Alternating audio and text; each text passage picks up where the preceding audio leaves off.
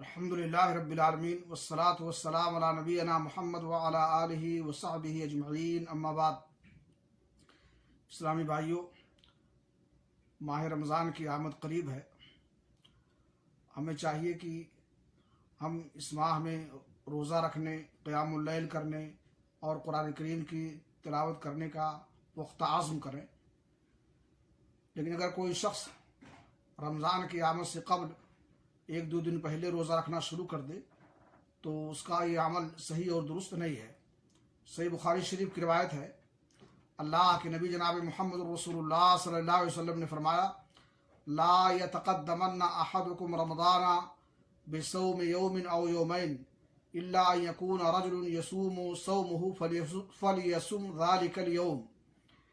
کہ کوئی بھی شخص رمضان سے ایک دو دن پہلے روزہ رکھنا شروع نہ کرے۔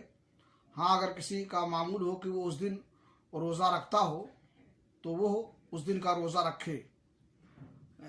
کسی کا معمول ہو کہ اس دن روزہ رکھنے کا، اس کا مطلب یہ ہے کہ ایک شخص جو ہے پابندی کے ساتھ سوموار کو اور جمعرات کو ہر مہینے میں روزہ رکھتا ہے، تو وہ جو ہے سوموار اور جمعرات کے ناطے رمضان سے پہلے ایک دو دن روزہ رکھ سکتا ہے۔ یعنی رمضان سے پہلے کا دن اگر سوموار ہو جائے یا جمعرات کا دن ہو جائے، اور چونکہ اس کا معمول تھا کہ ہر ماہ میں سوموار اور جمعرات کا روزہ رکھتا تھا تو وہ روزہ رکھے گا۔ اسی طرح سے اگر کوئی شخص صوم داؤدی رکھتا ہو، یعنی ایک دن روزہ رکھتا ہو، ایک دن روزہ چھوڑتا ہو اور افطار کرتا ہو، تو رمضان سے پہلے کا دن اگر ایسا ہو کہ اس کے روزہ رکھنے کا دن ہو تو وہ روزہ رکھ سکتا ہے۔ ورنہ ہر شخص جو ہے کے لیے منع ہے کہ رمضان سے پہلے روزہ رکھنا شروع کرے۔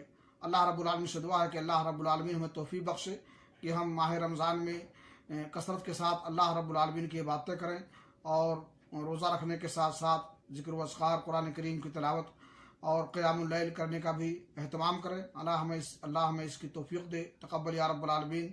وصلی اللہ علی نبینا محمد وعلی آلہ وصحبہ اجمعین۔